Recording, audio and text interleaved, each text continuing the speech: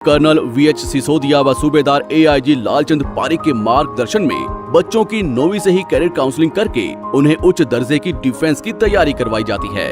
इस साल 23 बच्चों ने आर्मी की भर्ती पास की। एड्रेस ज्ञान ज्योति पब्लिक स्कूल एवं डिफेंस व sports academy, CBSE affiliated English medium, नजदीक दड़बा बस स्टैंड, मानक दीवान।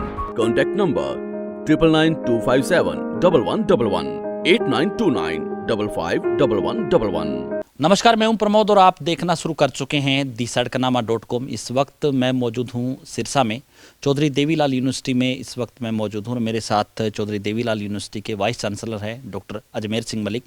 और जैसा कि आप सब लोग जानते हैं कि चौधरी देवीलाल यूनिवर्सिटी में जो है शैक्षणिक सत्र है वो चल रहा है और नेक्स्ट सत्र को लेकर के क्या कुछ प्लानिंग है उसको लेकर के हम जो है वाइस चांसलर साहब हैं उनसे चर्चा करेंगे। सर नमस्कार।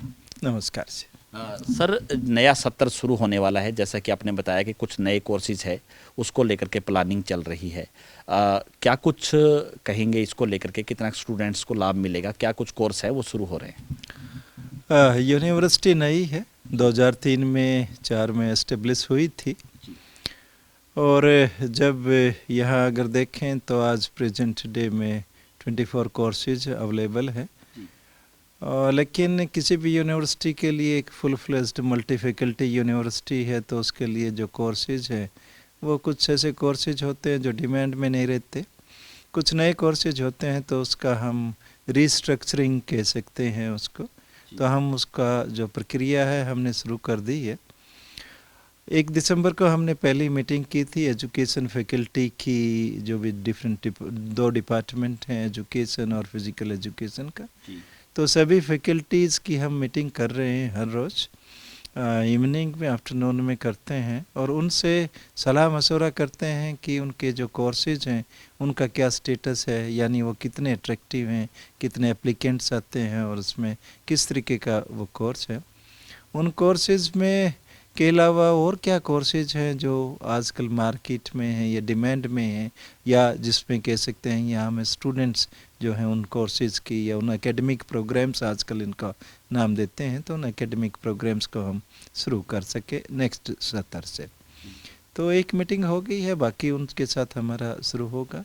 उसके बाद जैसे कि एजुकेशन फैकल्टी के साथ हुआ कि वो अपनी जो स्टाफ काउंसिल है उसमें पास करके जो बोर्ड ऑफ स्टडीज़ है उसमें उनको पास करेंगे और उनके बाद एक एकेडमिक प्लानिंग बोर्ड है यूनिवर्सिटी का जिसमें एमिनेंट स्कॉलर्स हैं, बाहर से हैं। उन लोगों के साथ विचार विमर्श करके हम चाहेंगे कि नेक्स्ट जो भी अगला स्तर है, एकेडमिक स्तर है, जुलाई से शायद वो शुरू कर पाएंगे हम, अगर सभी हालात ठीक रहते हैं तो उसमें उनको रखेंगे, उनको शुरू करेंगे।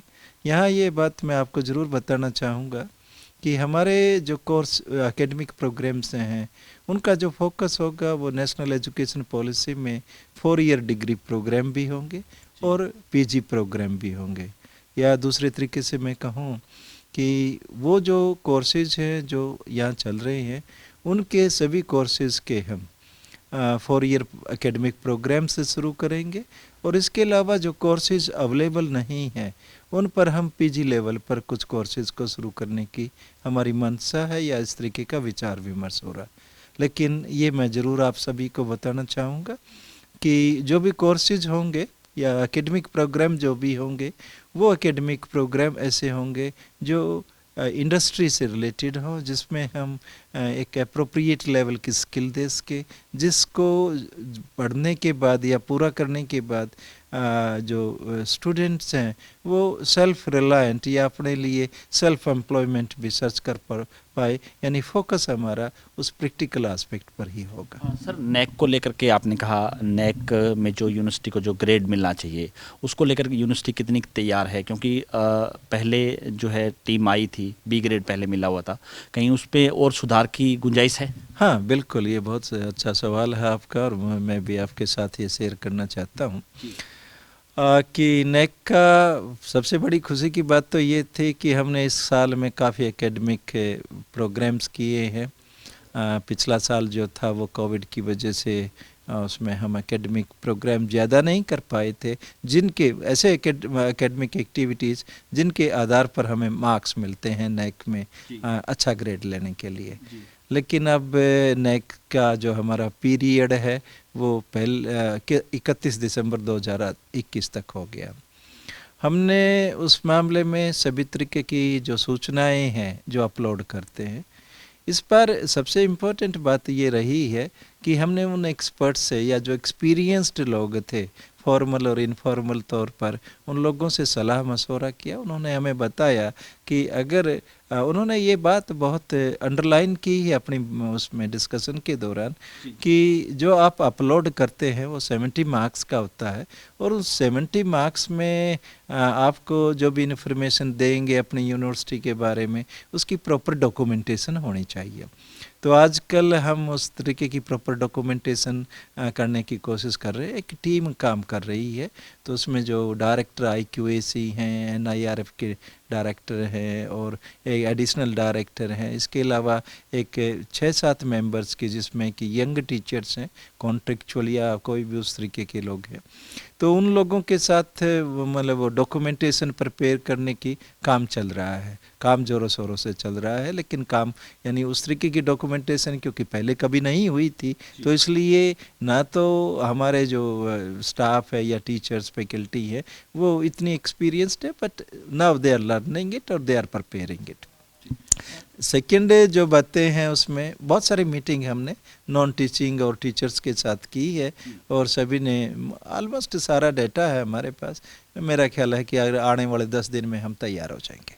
डॉक्टर साहब, जिस तरह से चूँकि पहले जब चौधरी देवीलाल यूनिवर्सिटी शुरू की गई इस इलाके में जहाँ राजस्थान और पंजाब की सीमा जहाँ साथ लगती है, रीजनल सेंटर होता था KUK का, और अब तो क्योंकि काफ़ी भवन, बिल्डिंग्स और इंफ्रास्ट्रक्चर में काफ़ी बड़ा है, इसके साथ साथ बाकी जो सुविधाएं हैं स्टूडेंट्स को लेकर के, और चौधरी देवीलाल यूनिवर्सिटी की बात करें क्योंकि लंबे समय से हम भी लगातार इसको कवर करते रहे, एक कहीं ना कहीं लोग कहते थे कि राजनीति का अड्डा है, झगड़े होते थे, एक दूसरे CBI जांच और पता नहीं क्या क्या। तो कहीं ना कहीं आप जब कार्यभार आपने संभाला, ये बड़ी जिम्मेदारी थी, उसको जिम्मेदारी को आप कितना जो है ठीक ढंग से निभा पाए, और अपने इस कार्यकाल को लेकर के क्या कहेंगे? सवाल तो अच्छा है, लेकिन इसके बारे में सही उत्तर तो आप ही दे पाएंगे क्योंकि आप है, क्योंकि मैं तो अपनी बात कहूँगा।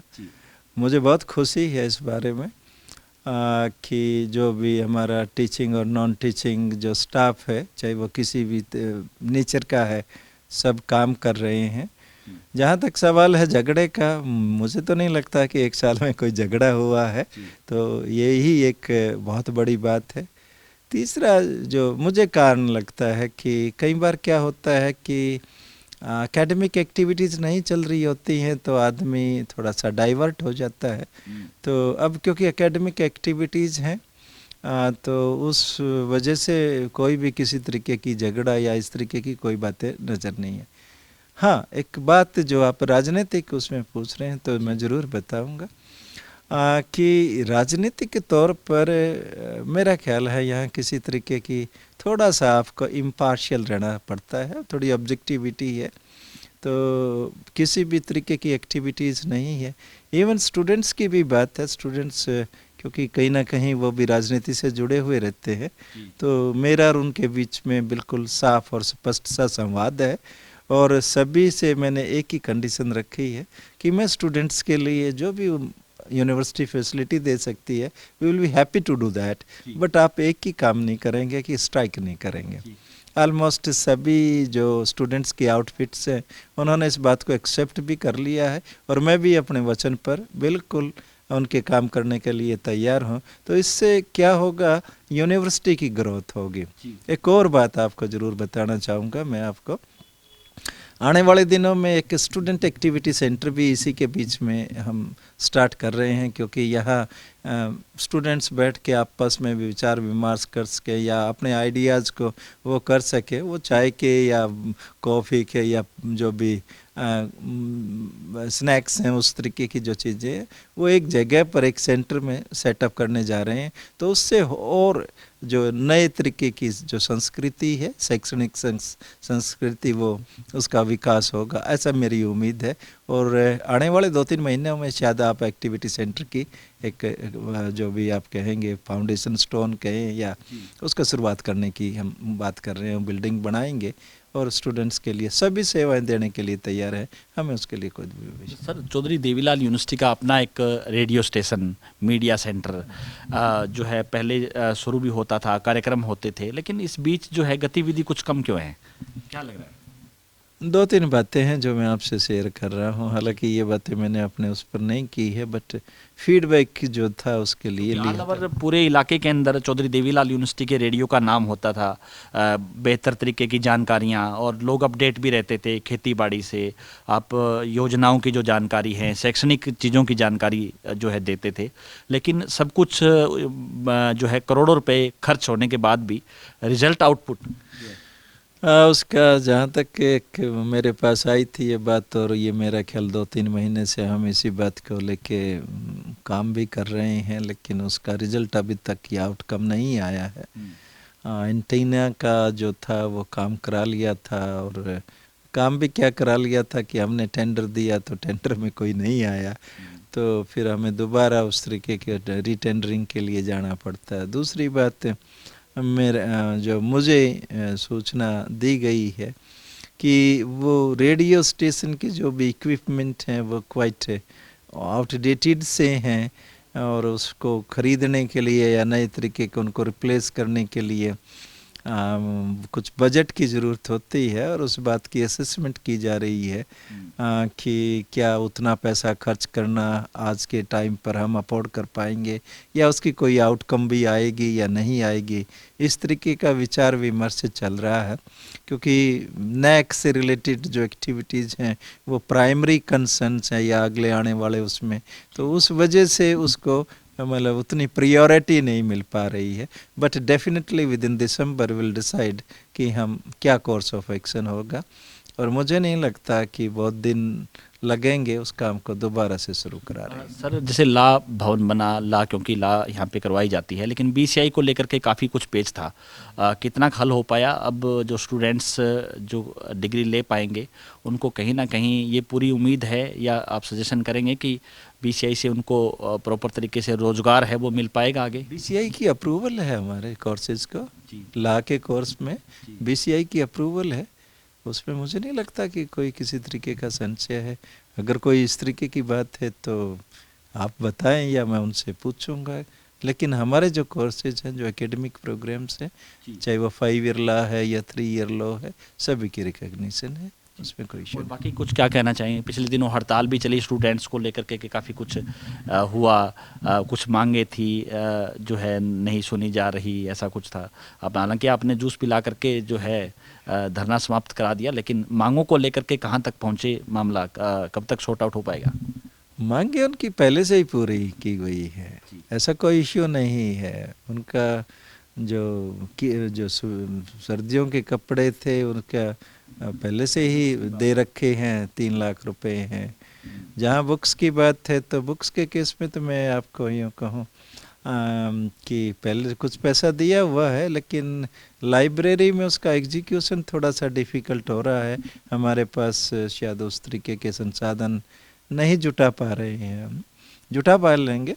और आने वाले 1 साल में एक बात, जैसे कि अब 7 लाख दिए हैं तो नेक्स्ट ईयर भी देंगे, और इरादा ये है कि हर स्टूडेंट को जो SC ST कैटेगरी की है तो हम कुछ ना कुछ 2-3 बुक्स जो है टेक्स्ट बुक है हर सेशन में उनको दे सके, ताकि उनको खरीदनी ना पड़े, और उनसे एक उस तरीके से जो फाइनेंशियल हार्डशिप है उसका सामना नहीं कर पाए।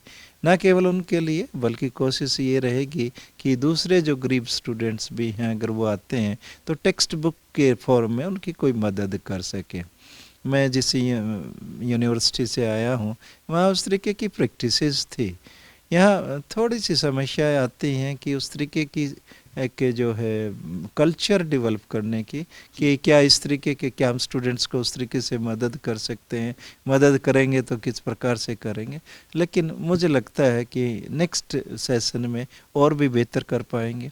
हालांकि देखो फाइनली तो यूँ कहें कि सब कुछ सही हो जाएगा, उसके लिए तो जैसे जैसे समय बदलता रहता है, ज़रूरतें बदलती रहती है और उसी तरीके के, लेकिन यूनिवर्सिटी प्रयासरत है, उस मामले में भी हमें कोई इश्यू नहीं है। सर अंतिम सवाल, यूनिवर्सिटी में जो भर्तियों को लेकर के भर्तियां पहले निकाली गई, उसके बाद जो प्रोसेस है वो काफ़ी, और अब जो है सरकार ने कहा है कि जो स्टाफ सिलेक्शन है उसकी तरफ से या एचपीएससी की तरफ से की जाएगी, उसको लेकर के आप क्या कितनी पोस्टें यहाँ पे रिकमेंड है, कितनी ज़रूरत है, उसको लेकर क्या कहना चाहिए? इस मामले पे ना बोलें तो बढ़िया रहते हैं, क्योंकि ये विषय ऐसे हैं कि जो काफ़ी कॉम्प्लिकेटेड होते हैं और उस मामले में मुझे इतनी मतलब क्या कि फ्रीडम नहीं लेनी चाहिए कि मैं उन चीज़ों को डिस्कस करूं। आउटसोर्सिंग की बात करें सर, आउटसोर्सिंग में भी जो है काफ़ी कुछ भर्तियां हुई हैं, कुछ पे सवाल भी उठ रहे हैं कि भर्तियां हैं वो बैकडेट में की गई या कुछ जो है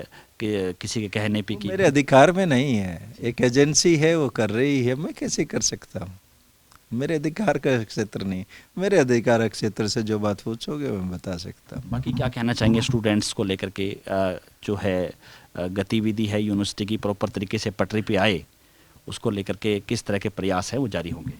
मेरा ख्याल है कि चौधरी देवीलाल यूनिवर्सिटी जो है राज्य में एक अकेली यूनिवर्सिटी है जहाँ फरवरी में भी ऑफलाइन एग्जामिनेशन किए थे और अब भी हमने ऑफलाइन किए। हमने उन लोगों को भी सुविधा दी जो ऑफलाइन से नहीं जुड़ पाए, ऑनलाइन सुविधा दी। हाँ, हमारी थोड़ी सी ये समस्या थी कि हमारे पास उस तरीके का ऑनलाइन एग्ज़ाम कंडक्ट करने का इंफ्रास्ट्रक्चर नहीं था, लेकिन अब हमारे पास है। लेकिन ऑनलाइन एग्जामिनेशन कंडक्ट कराना थोड़ा महंगा पड़ता है, इसलिए हम ऑफलाइन एग्जामिनेशन के उसमें जाते हैं। रही दूसरी बातें कि हमारी ऑलमोस्ट क्या सभी क्लासेस लग रही हैं, और हमारा एक सेमेस्टर तो ग्रेजुएट का उसका तो ऑलमोस्ट एक ओवर ही हो चुका है, दिसंबर तक हो जाएगा। जनवरी में हमने एग्जामिनेशन करने की सोच भी रखा। कोविड के दौरान जो दिक्कतें आई, जो परेशानियां आई, जो परीक्षाएं लेट हुई, प्रमोट किया गया, इस साल भी कुछ लग रहा है आपको? मुझे नहीं लगता, क्योंकि हमें लास्ट टाइम भी कोई ज़्यादा प्रॉब्लम्स नहीं आई थी, फरवरी में करा लिए थे, उस टाइम सिचुएशन थोड़ा अंडर कंट्रोल थी। दोबारा हमने कराए तो भी सिचुएशन थोड़ा अंडर कंट्रोल थी।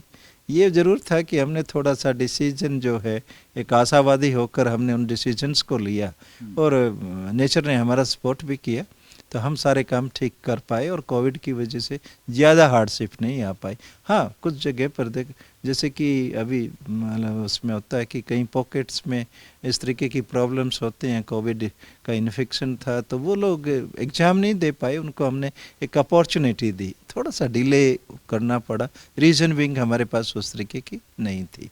तो अब हमने उस तरीके के जो भी एग्रीमेंट कर लिए हैं कुछ एजेंसीज़ के साथ, वो हमें कोऑपरेट कर रही हैं और हमारा रिजल्ट भी तैयार है ऑनलाइन एग्जामिनेशन का। हमने सभी रिजल्ट तो निकाल दिए, तो लोगों का, यहाँ के लोगों का, मुझे जो लगता है या मेरी जो फीडबैक है, लोगों का एक विश्वास है कि वक्त पे एग्ज़ाम होंगे, यहाँ क्लासेस लगेंगी। अगर आप बाहर घूम के देखो तो स्टूडेंट्स आपको घूमते फिरते मिलेंगे और एक नए तरीके की संस्कृति है। अब आने वाले टाइम में हम फरवरी में, अगर नेचर ने हमारा साथ दिया तो फरवरी में हम यूथ फेस्टिवल भी करेंगे। तो उस तरीके की जो बातें हैं, तो जहाँ तक मेरा ही सोच है, यूनिवर्सिटी एक फुल फ्लेज्ड यूनिवर्सिटी के रूप में बिल्कुल 100% जो एक्टिव है या अपनी पूरी लाइफ में है, तो उस तरीके से कोई वो नहीं है।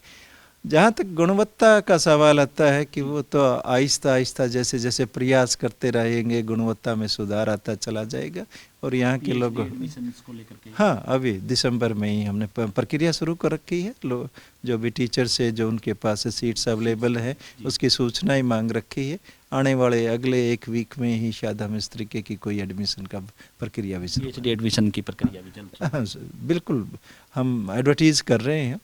इसी महीने में हम एडवर्टीज़ कर देंगे, क्योंकि काम जैसे हमारे पास काम बहुत सारे हैं, ख़ास तौर पर नैक की वजह से या जो भी हम प्लानिंग की उसमें करते हैं, तो हमारे पास क्योंकि हमारा एक बहुत सीमित सा संसाधन है और उस सीमित से संसाधनों में हम उन कामों को करके बट विल डू इट, ऐसी कोई समस्या हमारे सामने नहीं आएगी। थोड़ा सा लेट है, या यूँ कह सकते हैं कि जो हमारी सिविल सोसाइटी की एक्सपेक्टेशन के अनुसार हम थोड़े से लेट है, ज़्यादा नहीं है, but we will deliver it. Doctor साहब, जिस तरह से पिछले विधानसभा में सत्र में भी रोहतक के विधायक ने कहा कि राजनीति का अड्डा, ये इस तरह के प्रोग्राम नहीं होने चाहिए, झंडे लगा करके प्रोग्राम कर दिया, क्या यूनिवर्सिटी नॉर्म्स में ऐसा कुछ आता है या अपने विवेक पे कुछ भी हो सकता है? हम पैसे लेते हैं, हमारे पास ये जो भी इंफ्रास्ट्रक्चर है उसका हम किराया लेते हैं, तो जिन राजनीतिक पार्टियों ने कराया है उसके हमने पैसे लिए हैं, एक बात है।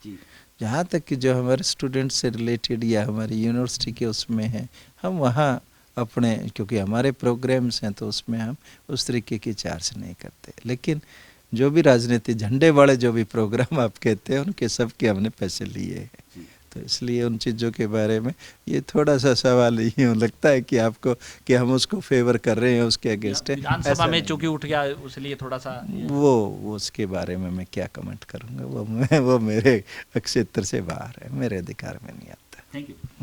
तो ये थे हमारे साथ चौधरी देवीलाल यूनिवर्सिटी के vice chancellor doctor Ajmer Singh Malik, जिन्होंने तमाम सारे जो सवाल जो आपके मन के भी सवाल थे और काफ़ी कुछ दर्शकों ने हमें कमेंट बॉक्स में भी बताया कि इस तरह के सवाल, तो सभी सवालों के जो जवाब है वो दिए। तो इस वीडियो को आप ज़्यादा से ज़्यादा शेयर जरूर कर दीजिए। चौधरी देवीलाल यूनिवर्सिटी नए शैक्षणिक सत्र को लेकर के नया कुछ करने वाली है, कुछ कोर्सेज जल्द शुरू होंगे और नैक की टीम भी जल्द दौरा करके चौधरी देवीलाल यूनिवर्सिटी को अच्छा ग्रेड है वो भी मिलने वाला है। इसके साथ साथ जो है आगामी जो प्लानिंग है उसके बारे में हमने विस्तार से चर्चा की। बहुत बहुत शुक्रिया।